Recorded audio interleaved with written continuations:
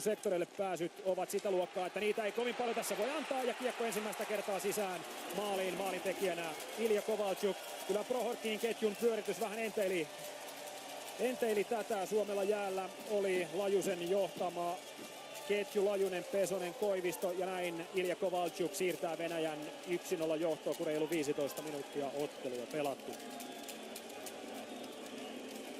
Joo, hieno maali tuossa noin, että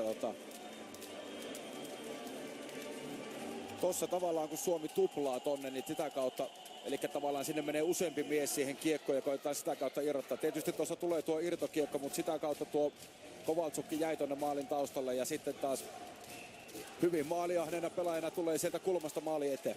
Ja Grigorenko näki kallisin aseen hyökkäyspäässä ja sieltä niitä paikkoja on tullut. Nyt on Kukkosella sitten paikkoja, Lassehan täräyttää kiekko sisään. Lasse Kukkonen ja Suomi tasoittaa lukemat 1-1. Maalin sylkiä Jumalan armosta. Lasse Kukkonen käyttää tilaisuutensa hyväksi.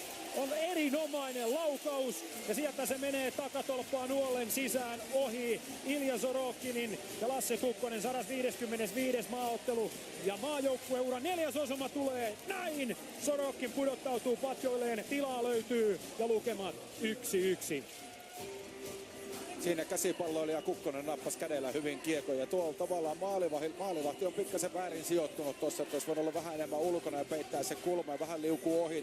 Tuo on paha liike maalivahille, kun se jatkuu suoraan ja itse pitää niin kuin liikkua siinä mukana, että silti laskisi, että vähän helpokko.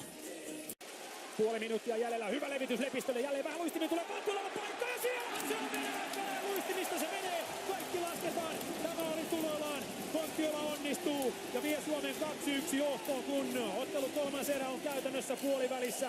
Pitkään maltilla hienosti jauhoi tämä Suomen ylivoimakentällinen tai tämä Suomen kakkoskentällinen kokonaisuudessaan ja lopussa kiitos seisoo. Petri Kontiola vie Suomen 2-1 johtoon. Se menee venäläispelaajan jalan kautta. Kaikki lasketaan. Konnallehen se tulee ja Suomi johtaa ylivoimamaalilla tätä ottelua.